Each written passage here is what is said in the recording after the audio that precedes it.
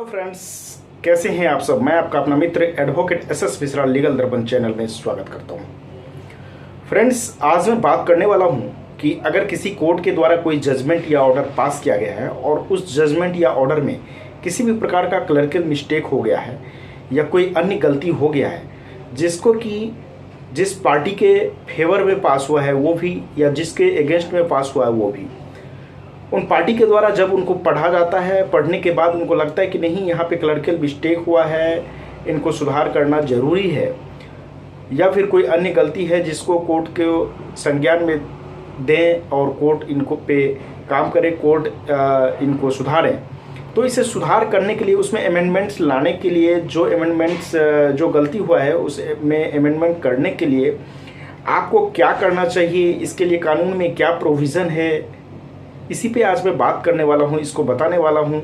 तो इसे जानने के लिए वीडियो को लास्ट तक देखिए और वीडियो देखने के बाद अच्छा लगे तो चैनल को ज़्यादा से ज़्यादा सब्सक्राइब, लाइक और शेयर कीजिएगा।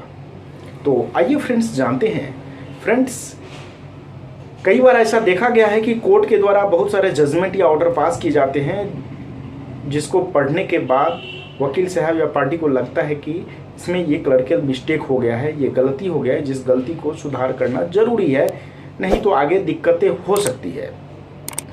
जिस व्यक्ति के फेवर में पास हुआ है उस व्यक्ति को खासकर ये चीज़ ज़्यादा देखना पड़ता है, और जिसके अगेंस्ट में पास हुआ है उसको तो यदि कोई गलती हुआ है तो उसे कोई दिक्कत नहीं होता है, क्योंकि वो तो चाहे अपील में जाएगा या जो भी है।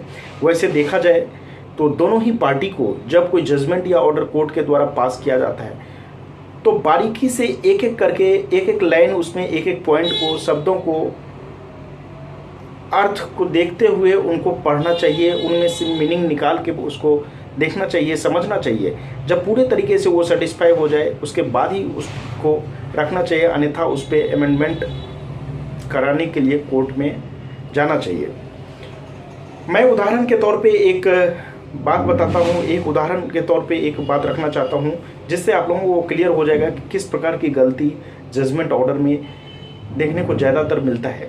मान लीजिए पैसे के लेन देन का कोई सूट है, रिकवरी का सूट है, जिस रिकवरी के सूट में कोई ऑर्डर या जजमेंट पास हुआ है, 5 लाख के रुपये का रिकवरी का सूट है। अब जब जजमेंट या ऑर्डर पास किया गया तो उसमें 5 लाख के जगह एक शून्य जो है वो कम हो गया, जिसके कारण से वो 50,000 बन गया। यानी 4.5 लाख रुपए की लॉस किसको लगा? जिस पार्टी के फेवर में वो हुआ। जिसके अगेंस्ट में हुआ उसे तो कोई दिक्कत नहीं, उसको तो चलो ये होगा कि मुझे 4.5 लाख रुपया कम देना पड़ेगा, 50,000 ही मुझे देना पड़ेगा। लेकिन जिसके फेवर में हुआ, जिसे पैसे लेने हैं, उसको तो अल्टीमेटली लॉस लग गया। तो इसी चीज़ को देखना पड़ता है, इसी को देखना पड़ता है। कई ऐसे फैक्ट्स होते हैं जिस फैक्ट भी छूट जाते हैं, ये मैंने एग्जांपल के तौर पे बताया है। तो इसको कैसे हम अमेंडमेंट करवाएंगे? यदि वंस जजमेंट और order has been passed, then उसमें कैसे अमेंडमेंट होगा? तो इसको अमेंडमेंट करने के लिए सिंपल है। सीपीसी जो है, कोड ऑफ सिविल प्रोसीजर जो है, उसमें सेक्शन 152 धारा 152 के तहत जिस कोर्ट से वो ऑर्डर और जजमेंट पास हुआ है उस कोर्ट में अमेंडमेंट का एक एप्लीकेशन लगाएंगे।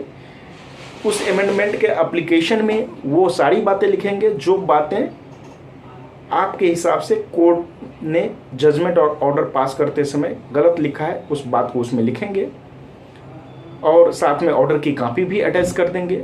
वो कोर्ट में फाइल करेंगे, जज साहब उसको देखेंगे, देखने के बाद वो ऑर्डर और जजमेंट को ठीक किया जाएगा, उसको अमेंडमेंट कर दिया जाता है, उसमें अमेंड कर दिया जाता है। ये सीपीसी के सेक्शन 152 धारा 152 में इसका प्रोविज़न है। तो निश्चिंत रहें, यदि कोई ऑर्डर या जजमेंट पास गलत हो गया है और आपको लगता है तो उसके लिए अमेंडमेंट का एप्लीकेशन लगा के आप उसको सही करा सकते हैं। जब आप एप्लीकेशन कोर्ट में फाइल करते हैं तो कई बार जज साहब सामने वाले पार्टी को नोटिस इशू करते हैं। कई बार ऐसा होता है कि उनको लगता है कि नहीं, नोटिस इशू नहीं करना चाहिए, तो सिंपल उनके एडवोकेट को बुला के और उनके सामने उस ऑर्डर को, जजमेंट को सही कर देते हैं।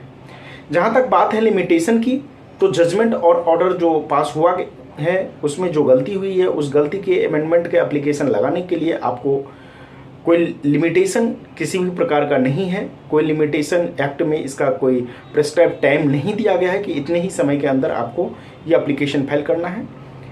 आप जब चाहें फाइल कर सकते हैं, लेकिन आपके लिए सही तभी रहेगा जब आप देखते हैं कि ये ऑर्डर और जजमेंट पास हुआ है, तो तुरंत बाद आपको उसके अमेंड करने के लिए, उस ऑर्डर को अमेंड करने के लिए, उसको सही करने के लिए, सुधार करने के लिए तुरंत आपको एप्लीकेशन लगा देना चाहिए।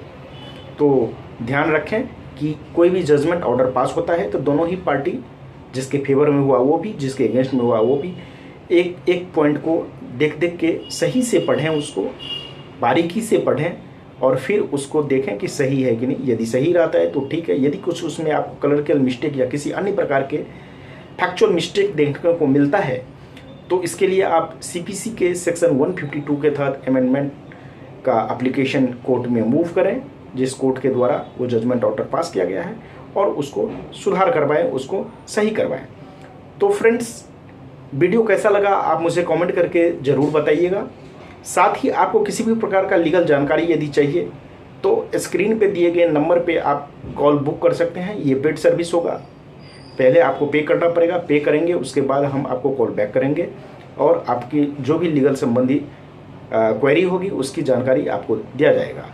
आप चाहे तो मुझे कमेंट करके भी पूछ सकते हैं, मैं उसका जवाब देने का कोशिश करूँगा।